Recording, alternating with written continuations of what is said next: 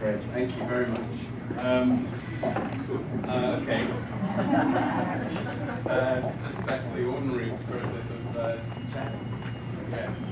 So thank you very much indeed. That means a lot, and it's somewhere very special in my house.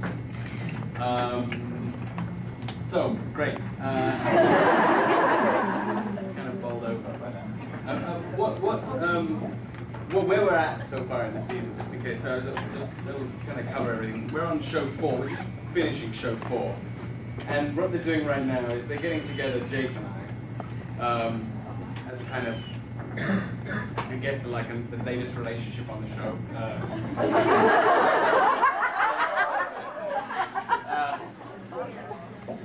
We've been through Colin, once you've had Colin.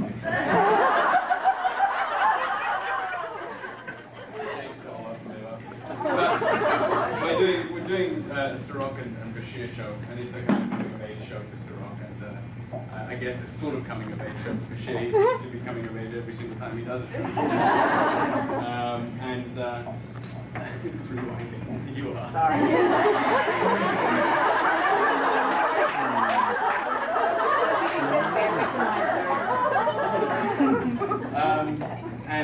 So we're doing that. We're going to, of course, shoot the now already infamous Triple Show next, and we're all dying to see what's going to happen. Jonathan West is going to be directing, and I'm told about, I was telling some people upstairs this, they're already $1 million over budget. We haven't started shooting. I don't know what it's costing to pay Bill, and all those people, but I'm sure it's probably half it. It's kind of rather medieval red. Very, so the new ones are much more down to earth and more ER, I'm told. I was getting and Bob came downstairs and said, so we've been going through all the old the original series, TOS uniforms, and they had them all upstairs in boxes. And one thing we can't do is fit anybody in them because they're all so slim. Everybody was so slim and relatively short. So people like Siddig and Avery and myself, we're all quite tall. So they're making them all again. So hopefully they'll all look exactly right. And Terry's going to be in like a major uniform. It's really neat. And all that. And we're going to be wearing those weird things that make everybody look like that. Like that on the show. Which will be kind of fun. So I'm looking forward to that. I think Colin and I are doing a scene in the bar. I'm not really sure about beyond that what's going to. It's probably good. I can't spoil it too much. I don't know the script. But there's some bar scene in the Trouble Triple. Yeah. So Colin and I, of course, will be there.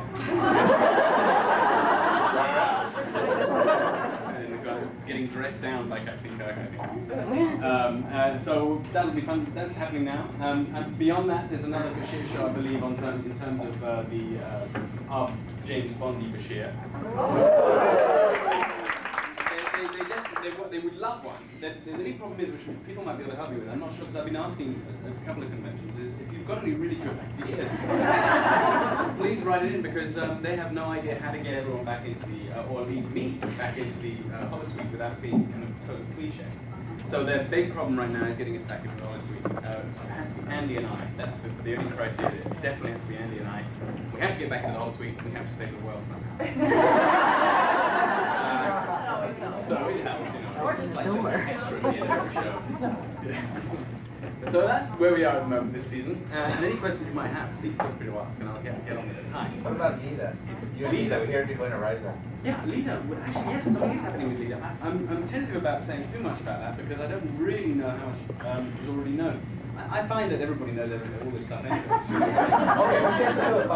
But we're doing a Paradise Island show. It's one of those we go down on an island and make a wish, and everyone falls in love or something. It's the same again. I think it's another reflection of the original series. In fact, all we're doing is the original series.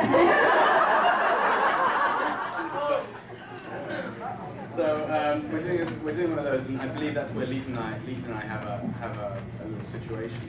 And I'm not quite sure what that little situation will be. I think I'm not sure what it is. I haven't been told much about it because they know I'm coming here.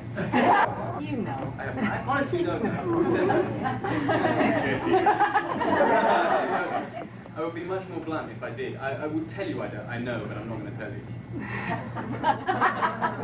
You know. I'm not sure what's happening, but it won't be so exciting. I think it's because I web the story, not actually the main part of the plot. Yeah. I understand that Andy has already directed an episode. Yes. How Very was well. that? How was that? Excellently done. I mean, that man, he just waltzed in and did it. There was no argument. And he made the show work very well. I'm going to get... Am I okay here? We made the show work very well. So he was about as slick and professional as anyone in making the show work. And he had everybody to work with, and he had a tough deal, and the producers came down and said, you're not doing this right, as they always do to everybody, which is kind of formality for directors. Producers always come down and say, you've got to do this much quicker, much cheaper, you know, and he's saying, well, this is what's written here, you know, I've got to do this scene. If we can get rid of Bashir, that'll see. And so, but he got through it, and it worked out, and I think everybody's very happy with it. I think it was terrific. I said, well, I need a couple of scenes in that show, so, but the ones I did, I really should enjoy. I think, but he's so dark. He's so dark, you know. He's not like we won't just take a script and do it. He will turn it up in the rush job. And I love doing that. So next time I get a chance, I will. Let me pay you back. I hope you have a good time besides this convention. Thank you very much. Yeah. With Malcolm now doing a television show on CBS, is there a chance that... Thanks a lot. Is there a chance that he might get a chance to guest star in Deep Space Nine if they made it possible? I just talked about that with Ira the other day, about Malcolm, and we tried to figure out a good way of getting him on. I quite fancied, we're not sure what we'll do, but I quite fancied actually him being, because he's Saran, you know, as far as Star Trek is concerned. It's quite tricky to change him unless you make him an alien. But, you know, it's not unconscionable that Saran is actually my dad. No one would know. There's no way of actually telling that Saran isn't my father. He was like a diplomat, and you know, we worked very well. And I'm kind of a bit ashamed because he tried to kill and did, and destroy the world and all that. So I'm not sure. Ira was like,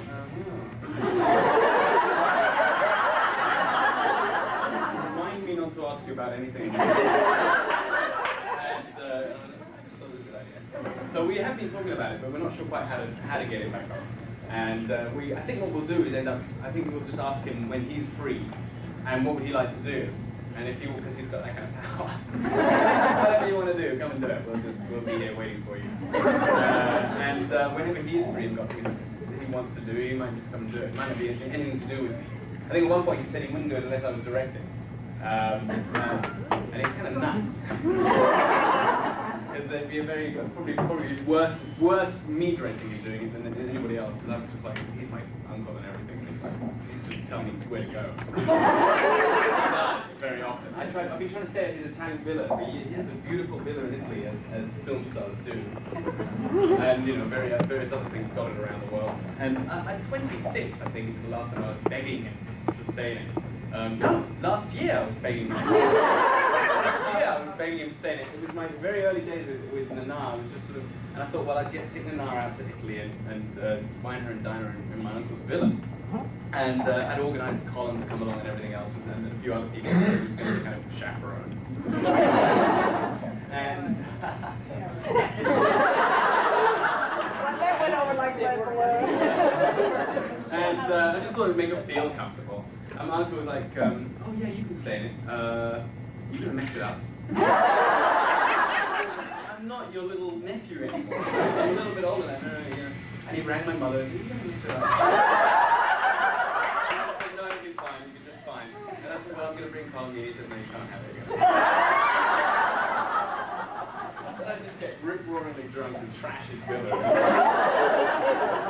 With no one saying anything back then. I still haven't quite forgiven him for that. What about you guesting on his show? What is his show? Does anyone know what his show is? Pearl. What do you Real Coleman? I don't know. I mean, they haven't even answered. He hasn't even mentioned it to me. And he said he loves it because this is how he thinks about it. So it's like, I love it. I work 4 days a week and I make a ton of money. That's how he thinks. That's exactly how he's like.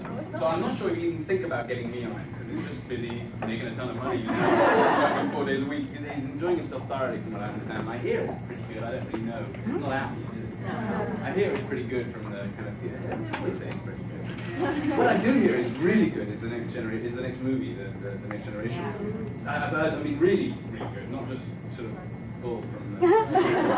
They always say, you know, after every movie, like, "What's the best we've ever made?" They really mean it. They really mean it. I think this is. They said, which is a pretty high accolade, I believe. This is as good as the Whale. And it's as timely and ready to go. Yeah. Who would the DS9 have succeeded on? Who from the DS9 busters in the movie? Michael Dorn. Yeah. I don't think any of us are, unless they've done it sneakily. They've taken Defiant and not showing anybody. I believe not. I mean, maybe they have. Maybe they have. I just don't know about it. Bob Carter. Bob Carter. Bob Carter. Good question.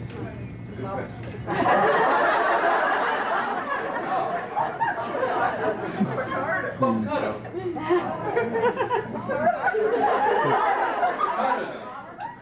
Got it.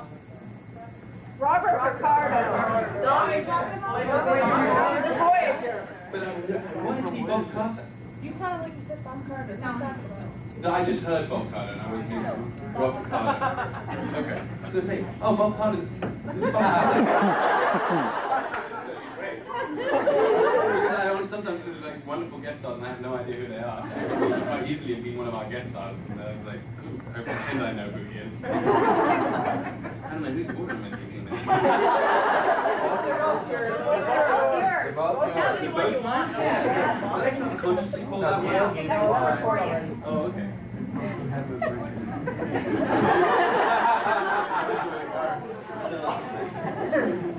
Yeah, so, well, Rob Carter's doing great. He's there, but he's not on our show, so I guess that doesn't answer your question very well. Yeah, Michael Dorn. Yeah, he takes the Defiant out for a spin, wrecks it up, I guess. Of course, you wouldn't know it, because as soon as our show starts, there it is. Nothing happened. But then being cloning, you never know. I don't know whether Shaggy comes back or not. As far as I know, there was an early, I don't know what it's called now, the movie, but there was an early title just to spin people out, and it was Resurrection. Yeah, I think that was just designed for First Contact was another title. That is the title. Okay. Well, Resurrection was the title. I don't know. I'll see it. Registered already, Resurrection, so we can use it. That's what happened. Okay, well I think that's where the rumors of Bill Shannon go. Good, well I think we sorted that one out. Very good. Let me see how it goes. I thought I saw someone holding their hand there, yeah. What was the last film I saw? Wow.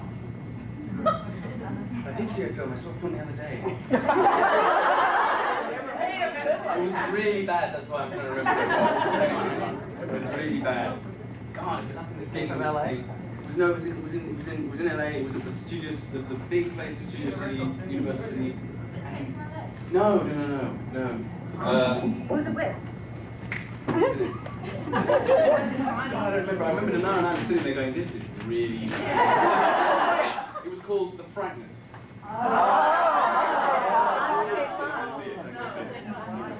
Not fun at all. We thought it'd be kind of fun and scary and all that. And there was something, hundreds of it, surprisingly, in the movie houses here, there's like hundreds of tiny little kids running around. It's like an R movie, but there's 100 and this thing's going, yeah. Blood coming out of every orifice. This kid's going,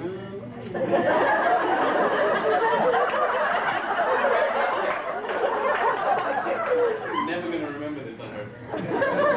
That happened the other day. That was just, yeah, that was fun. I've been meaning to see one or two of the movies, I just never get to them. Good? Excellent. Great. Good recommendation. ID4, Bed of Roses. Video. This is the cool thing about having a local vegetable producer. Alaska. We were invited to Escape from LA and to the premiere, I believe, and we just Sunday and around. It's really like very unfaithful, as you know. Yes. You having a baby tomorrow morning? I think that really does deserve a real.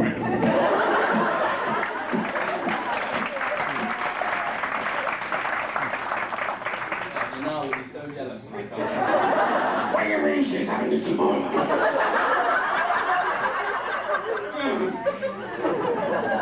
She's dying to have a baby. She's like, I've had enough of you! Yes. Is labor still supposed to happen around Labor Day? Yes, believe it or not, weirdly enough. She had a false labor last week, and we all went into hospital and waited in line like everybody does. And I think they kind of work out how much of a priority you are. When we walked in, there was no nurses or doctors to be seen at Cedars-Sinai. Cedars-Sinai has recently gone HMO and is completely falling to pieces. We walked in, and I was livid because there was nobody at the front desk, and I was like, well, what do you do? So I walked off into the hospital itself and came across someone who recognized me. Obviously, who was like, had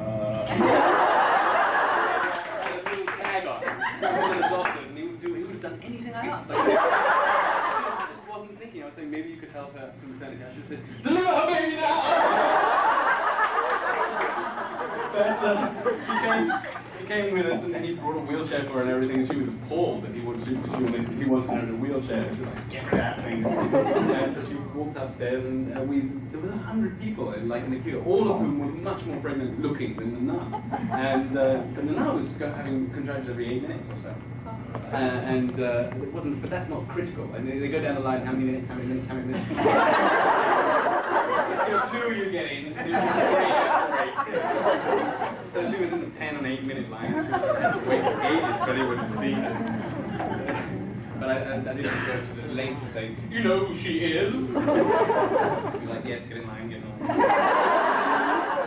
I think that now ER's been on TV for such a long time, they're all pretending that they're all like mimicking ER. You know, I don't need to go through all that drama.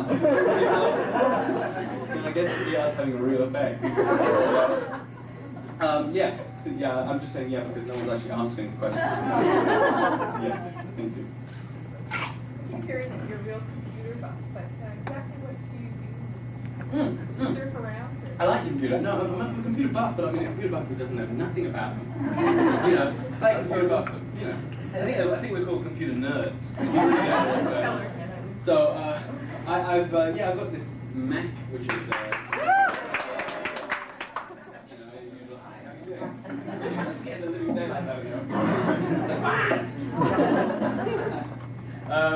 I've been doing like lots of things. I mean, what's good fun on a Mac is if you've got the memory, is you can do great kids books using the dogs and stuff. And so Buster can, we're doing kids books for Buster with all the dogs because he loves them and so Pete can come on and see things and he can make funny noises and make nasty smells, which will make him laugh for ages. We can scan all the photos in, and we've got this great kids book. So we're doing that sort of stuff. And what else? Internet, of course. But kind of cruising on and off. I'm not really brilliant at it. My mother is completely angry with me because I never check my email. And she's total. I bought her a computer a few years ago, and convinced her that it was the best thing in the world to do. But I don't actually read any of the stuff that she sends me. Just like a son would, you know. Got an older son, and so that's happened. What else do I do? I quite like playing some of the games when I'm fried and don't want to have to think too much. Although they're really complicated, you have to think pretty hard when you're doing them. And I've got a friend who is just in Denver, I think, and he plays Over the Line. It's a remarkable thing. And basically, I just upgrade it. That's my hobby. It's kind of joke, isn't it? I don't do anything with it, I upgrade it. That's cool. I don't know what it does, but I'm putting it on there. 100 things on my computer I never use. And regularly crash the computer. It's like it's changed from the garden shed to the computer now. Instead of walking into the garden shed where there are 100 tools he never uses, it's like a computer with 100 things that ruin it and make it crash every day. So I've got all those on my computer, and a friend called Harry who comes and tries to fix it for me every day. Because it's forever freezing up. So anyway, that's the computer saga. I think there's something wrong with this book 3. He's literally up here to me, and he's just hit 18. he's just he's graduated. He's into UCLA, and he's doing some bizarre thing with a bizarre title. I don't know, management, economics, scientific, resource studies. I make these ridiculous names. You can say it, you're reading. And he's very funny. But anyway, that's one. What I got there. I usually get there later than everybody else because I'm lucky. I don't have any makeup, and this microphone makes more noise than it does help. It's clanking away everywhere.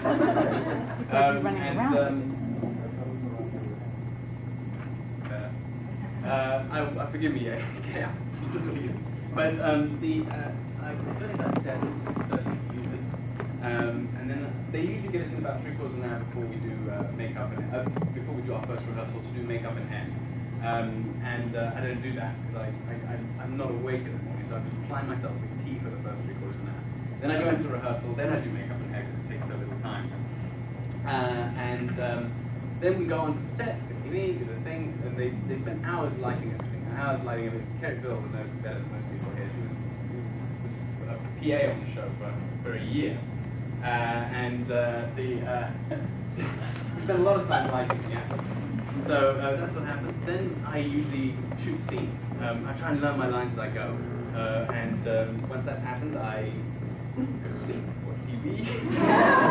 Really tough stuff, you know what I mean? It's the most infuriating thing I found out. If someone said, what's most infuriating about Hollywood life? What's the hardest thing about working in Hollywood? I would probably say, well, around 11:30 or 12, there's nothing on but The Price is Right. It's starting on TV. The soap operas I just can't stop. Talk shows. Talk shows, they also do my head in. I don't know why, but they make it, it's like a revolving circle. The talk shows are set up, so it's like the radio talk show too. It's set up, it's like the same people coming in and out of those things. And one way they get really screwed up, and the other way they get fixed. You know what I mean? One way they're getting screwed up by some spouse or something for the first time in their life, just telling them that they've been, I don't know, messing with every other guy or whatever. And the other way, some therapist comes. So they make a really wonderful revolving circle. It's just like I was listening to talk radio on the way. This has nothing to do with Star Trek. So I was listening to talk radio on the way here, just kind of reading. And it was interesting because there was a woman called, I can't remember her name, but she was a very famous psychotherapist or something. And then there were these couple of guys, and I don't know what their names were either. But they were spending their time being really nasty and really just like going, oh, that guy got beaten around the head or whatever, isn't that great? And people were getting angry and ringing up, and I think they're a shock jock. I think that's what they're called. They were shock jocks. Like 2 hours later, the same people who had just been shot and ruined were ringing up asking the therapist what they could do. Anyway, that's totally not beside the point. So my day is pretty much about that. That's why I get to think about things like that. Then go to lunch and then do some more something. When it's tough, it's tough. And when it's easy, it's really very easy. I mean, it can't be qualified as a hard-working job at all. But when it's really, we were in the canyon the other day, Bronson Canyon, and it had hundreds of bombs going off, because this is a very bomb show, lots of bombs, lots of explosions and stuff. I think it's always about show 4 is like going to get a lot of bombs. We're working our way towards the sweeps of show 8. So it's always the same tactic, the studio tactic, but that was my day. That was my day. Yeah. Get a little on the serious side, but you actually had, I read a quote of yours several seasons ago where you were talking about, actually I think it was the first season, that you were taking a chance having this sort of young, naive, kind of brash, not very likable character introduced, hoping you would have an opportunity to develop a series. And I think you did an admirable job, and he became more interesting and more complex. Thanks.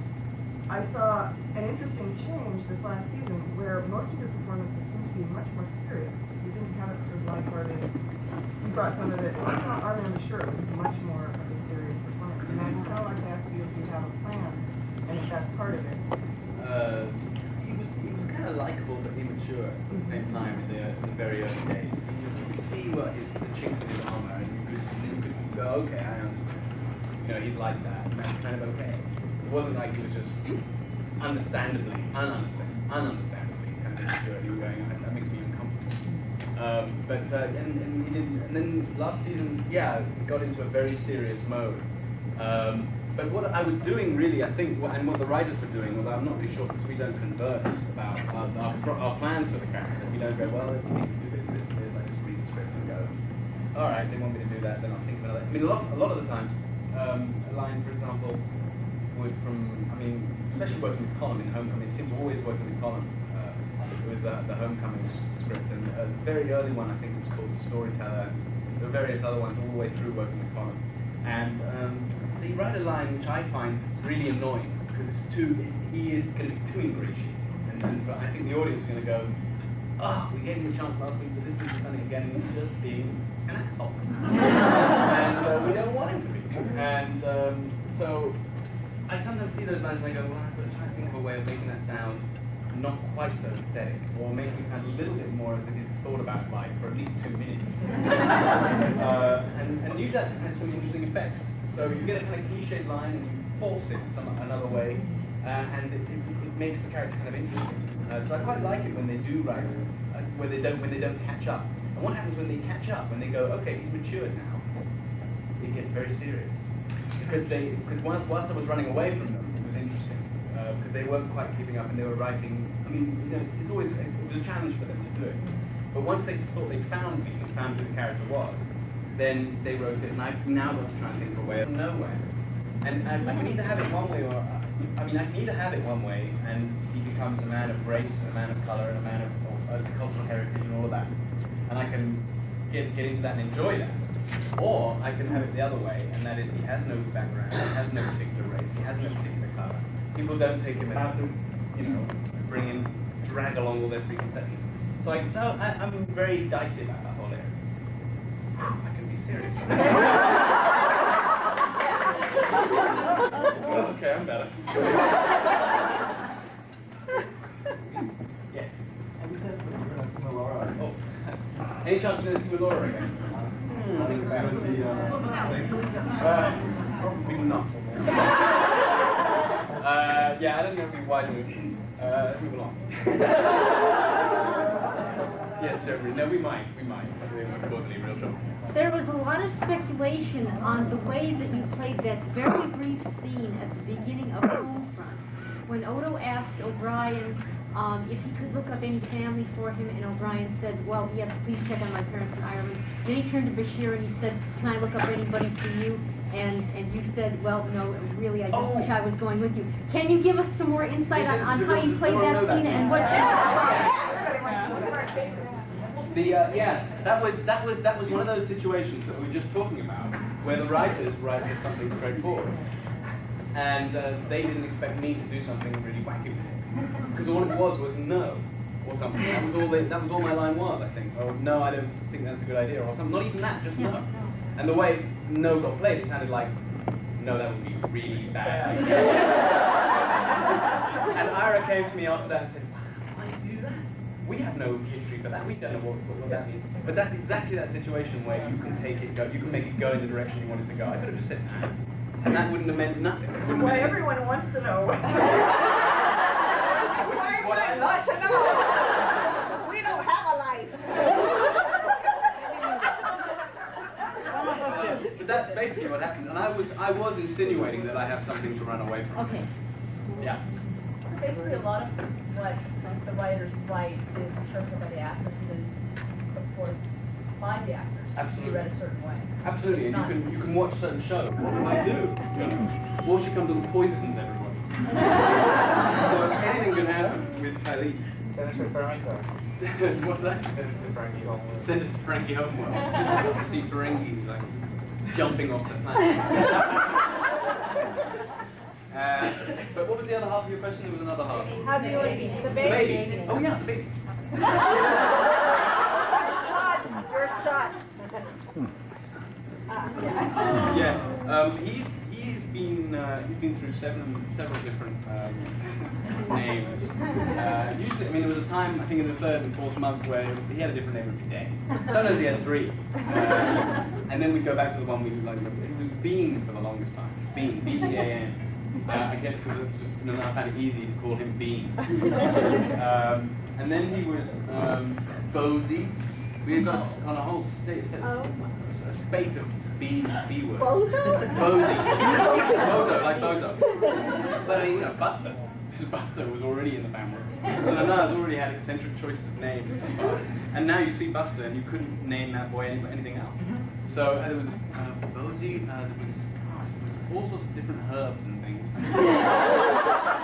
can't remember them all. There was cinnamon and sage and ruby and lavender. Lavender was there. I think lavender was there before we knew what colour it was. And then we were going to have some contentious ones. There was a really contentious one that I loved, was Spade. Wonderful name. Great name. And Sambo.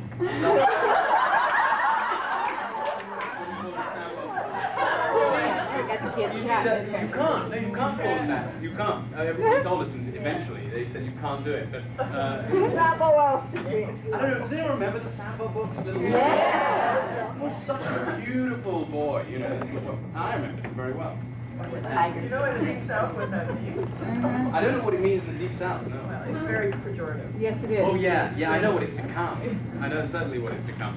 And I'm not quite sure what it means in Africa. I'm sure it's an African name. And I'm sure it's not very horrible.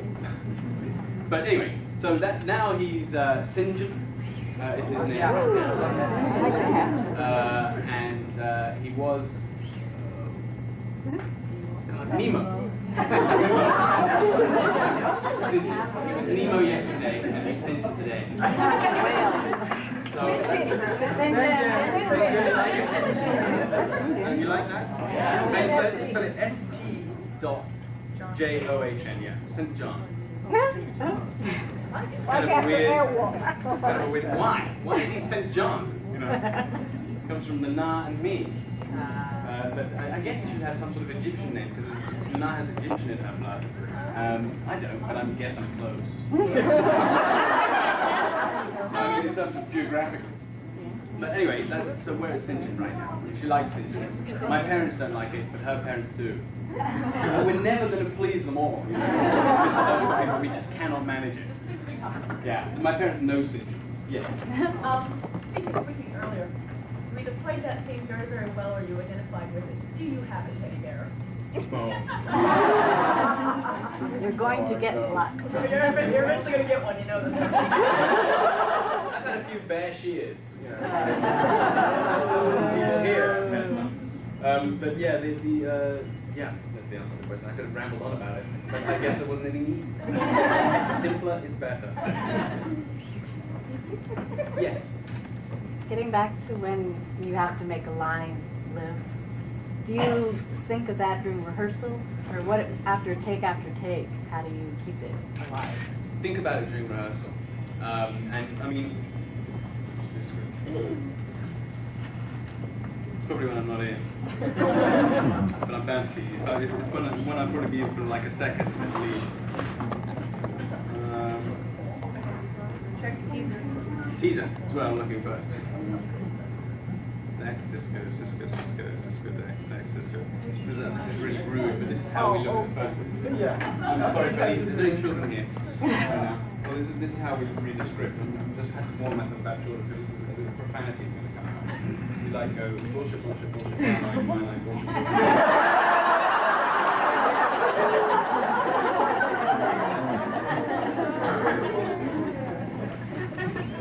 Very well rehearsed. The other script up there is Hard Times. Now here's the line. 27 people murdered on Earth. Grim, it says. So close on Odo. As he reacts to what he's seen, Odo says a bomb. Dak says of unknown composition. Bashir, grim. 27 people murdered on Earth. Cisco, there hasn't been a crime like this on Earth in over 100 years. So with those lines, what was the question? How do you make it live during take after take? Or when do you... You think of something other than grim. That's the best way to do it. When they say grim, you go anything but grim. That will probably do something interesting. So you could put a question mark at the end of it, if you wanted to. You could try and count it as you're 27. You could try and figure out what that is on the way down. I mean, I'm not going to give it a pretentious acting class right now because I can't do it like that. But that's basically. I don't know why I picked up the Well, thank you anyway. Okay. Yes. When you do have a very short part scene, are those all still filmed in the same week? I mean, I'm thinking of somebody like Armin or Renee that has so much makeup, if they just have one little walkthrough, do they still have to come in for that Yeah. whole makeup? Yeah. Yeah, I mean, ideally, yeah. Some shows, let's say you've got, in the next 6 shows, you've got 8 lines. Now, come in and do them all, and we'll just change the set behind you. But no, they'll come in for 10 minutes.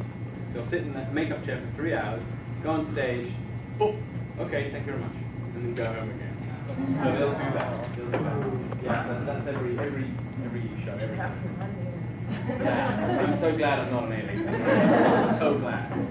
Yeah. Other than trying to do another online shoot kind of episode, do you know if they have any plans for do anything again for another episode? No doubt about it.